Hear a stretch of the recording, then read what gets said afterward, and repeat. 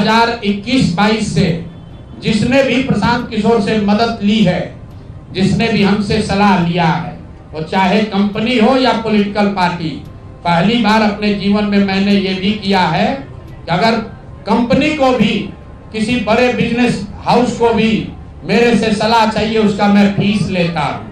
और टोटल जो फीस लिया गया पिछले 3 बरस में मेरे व्यक्तिगत अकाउंट में या मेरे से जुड़े हुए संस्थाओं में 241 करोड़ बिहार के नोट, सुन लो कर तुम चोरी करते हो, प्रशांत किशोर ने 241 करोड़ रुपया फीस के तौर पर मैंने पिछले 3 साल में जमा किया है। इस पर 30 करोड़ 95 लाख 68,764 रुपया जीएसटी पे किया गया है। ध्यान रखिए कि जो पैसा हम लोग सलाह देते हैं उस पर जो फीस मिलती है उस पर 18% भारत सरकार को जीएसटी देते हैं।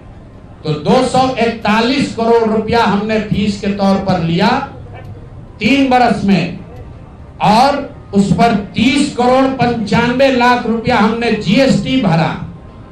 उसके बाद 20 करोड़ रुपया इनकम टैक्स दिया है, 20 करोड़ रुपया टैक्स दिया है, इनकम टैक्स, और 98 करोड़ 75 लाख रुपया डोनेट किया है जन सुराज पार्टी को अपने व्यक्तिगत अकाउंट से। हमको कहता है पैसा कहां से लाते हैं, हम लोग चोर नहीं हैं। पहला इल्जाम सीधा और सीधा वैभव विकास ट्रस्ट पर, न्यास पर है।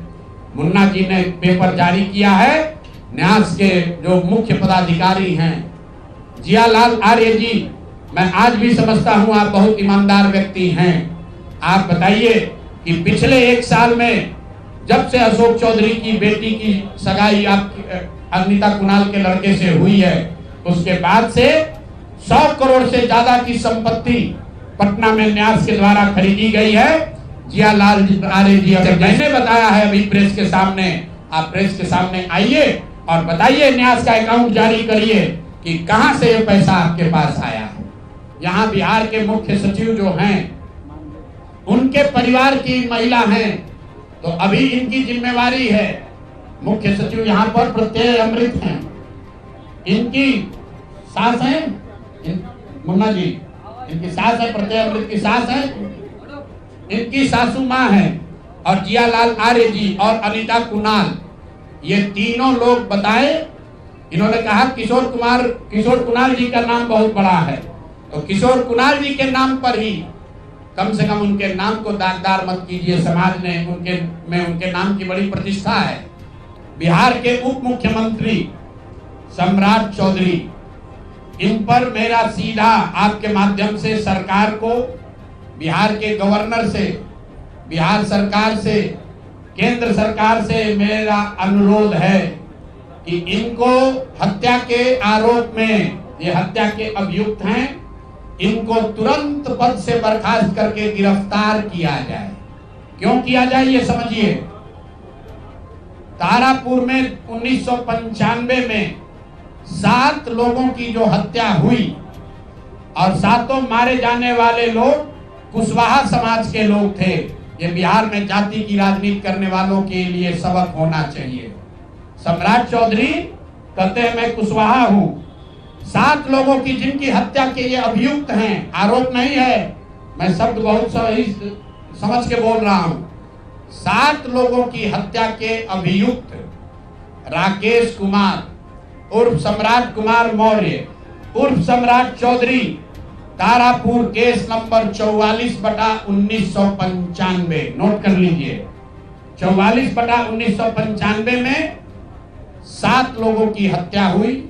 गौतम के रेप और हत्याकांड की कहानी सुनी होगी, आपने सुना होगा कि लालू जी के जंगल राज का जब चरम सीमा था, जितनी यहाँ माताएं बहने हैं जो पढ़े लिखे लोग, समझदार लोग हैं, स्वच्छ छवि वाले बिहार में रहने वाले लोग हैं, याद कर लीजिए शिल्पी गौतम रेप और मर्डर केस, जिसमें एक डॉक्टर के लड़के को और शिल्पी गौतम के साथ ऐसा आरोप लगा था कि उनके साथ सामूहिक बलात्कार और उसके बाद उनकी हत्या कर दी गई थी। साधु यादव पर उसका आरोप लगा था, बड़ी हंगामा हुआ, सीबीआई में केस गया।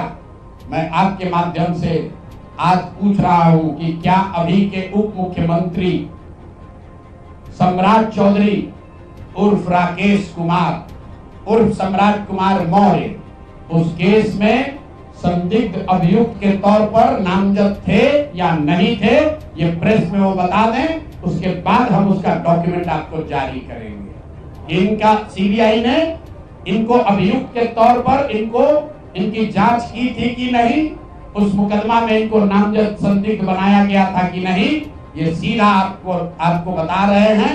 ये आए और ये पूरा केस तब के भाजपा के नेता सुशील कुमार मोदी जी ने उठाया था।